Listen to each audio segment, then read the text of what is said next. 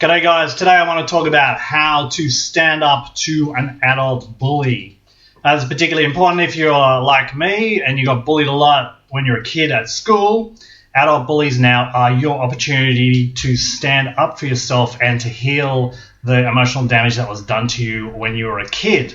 Because although you might have felt unsafe standing up to the bullies when you were a kid, and you may still be carrying that fear with you, now that you're an adult, it's actually quite safe to stand up to bullies. And so the adult bullies that invariably come into our lives are an opportunity to heal the bullying from the past.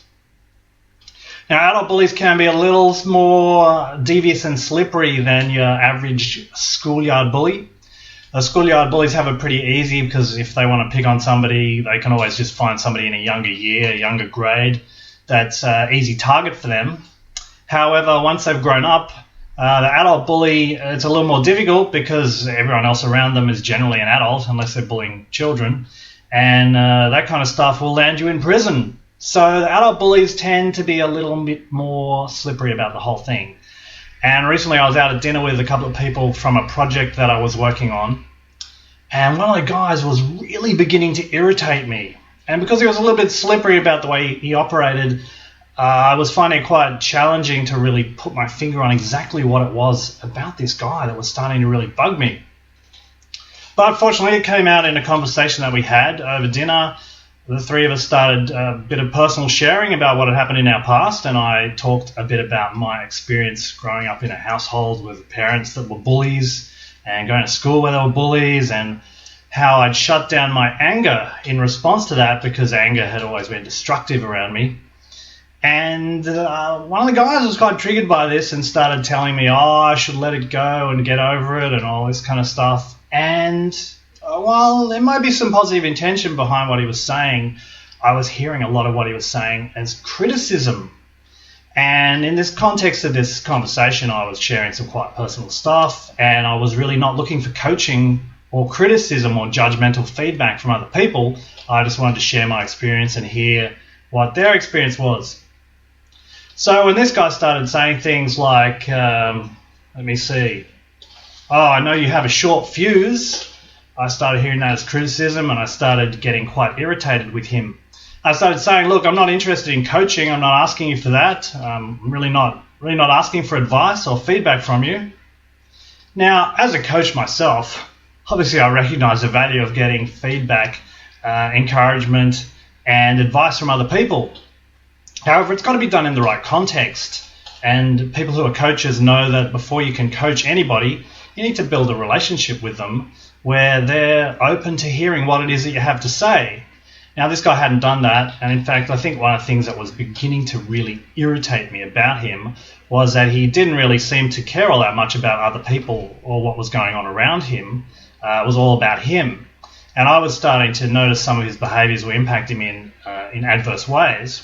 So that was kind of where some of my irritation was starting to come from. Then when he started criticising me, I really started to get angry and became more assertive, which is the purpose of anger, so that was quite a healthy response. And I was able to say to him, look, I'm really not interested in coaching. I don't want your advice here. It's not what I'm looking for right now. Nevertheless, he kind of kept telling me what he thought I should do, and so my anger began to grow greater. And I started to say to him, look, I'm not interested in hearing what you think I should or shouldn't do. Just keep that to yourself, thanks. I just don't want to hear it. And so that he reacted to that by saying things like, I don't give a shit about you anyway. And that made me really angry. Then at that point, I just said to him, look, if you don't give a shit about me, then I don't want you in my life.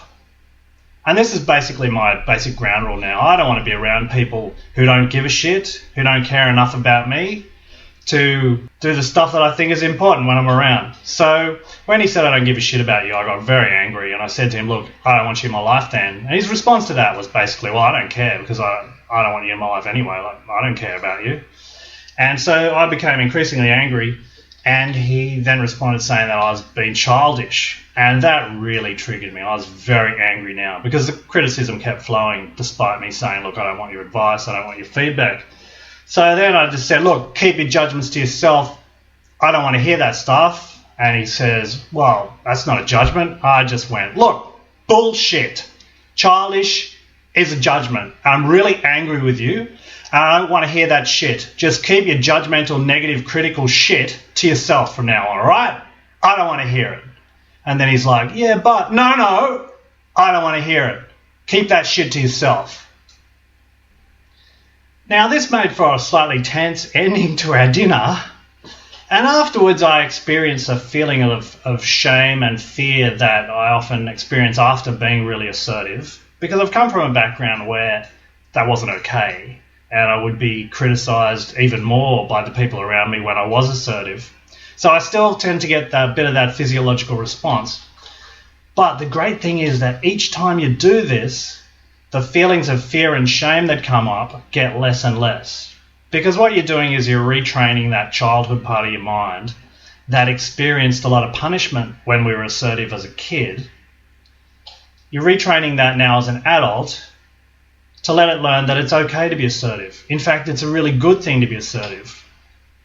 After I really manned up and said to this guy, look, I don't want to hear your negative judgments, they did stop flowing my way. Like, he stopped criticising and judging me, at least externally. Now, maybe inside his head, he was still thinking negative thoughts about me. I don't really care. I just didn't want to hear that stuff. And sure enough, for the rest of the project, I didn't experience any more criticism, negativity, or judgments from him. In fact, he pretty much stayed away from me, which is fine with me because I had set that boundary that I don't want people in my life who don't give a shit about me.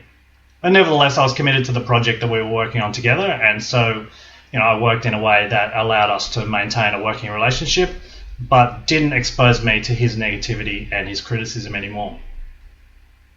So I want to remind you guys that this is a fantastic thing. Standing up to adult bullies is the way that you heal your childhood bullying experiences, and you reprogram that limbic system part of your mind, the primitive part of your brain that triggers into fear when you're in a situation where you might get into conflict.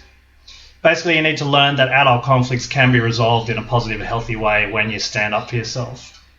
And in order for this learning to go even deeper into your mind, I highly recommend that you share your experiences with other people, particularly with other men, just like I've done here. I've just told you the story of how I stood up for myself and managed to get some external criticism and judgment to stop flowing my way.